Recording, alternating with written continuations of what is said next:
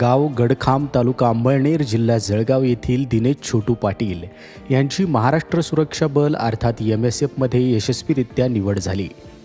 दिनेश हे सर्वसामान्य शेतकरी कुटुंबातून येणारे असून त्यांचे वडील छोटू लटकन पाटील व आई छाया छोटू पाटील हे दोघेही शेती व्यवसाय करतात.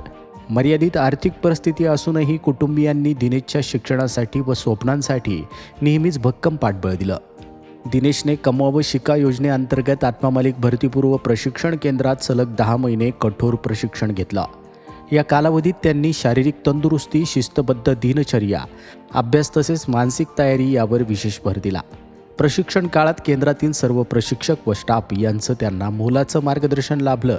MSFमध्ये निवड होणं हे दिनेशच्या सातत्यपूर्ण मेहनतीचं, जिद्दीचं आणि आत्मविश्वासाचं फलित असून त्यांच्या या उल्लेखनीय यशाबद्दल आत्मामालिक भरतीपूर्व प्रशिक्षण केंद्र, संस्थेचे पदाधिकारी, प्रशिक्षक, कुटुंबीय, मित्रपरिवार तसेच परिसरातील नागरिकांकडून अभिनंदनाचा वर्षाव होत आहे.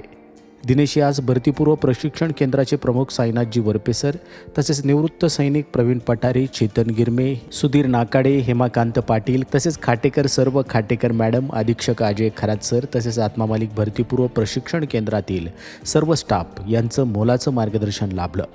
परमपूज्य गुरुमाऊलींच्या कृपा आशीर्वादाने तसेच संस्थेचे अध्यक्ष माननीय श्रीमान नंदकुमारजी सूर्यवंशी साहेब यांनी दिनेश पाटील यांचं अभिनंदन करत पुढील वाटचालीसाठी हार्दिक शुभेच्छा दिल्यात.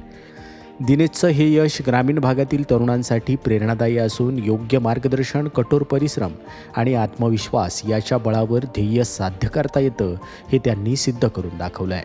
आत्मामालिक न्यूजसाठी संपादक सागर आहिरे, कोकम ठार.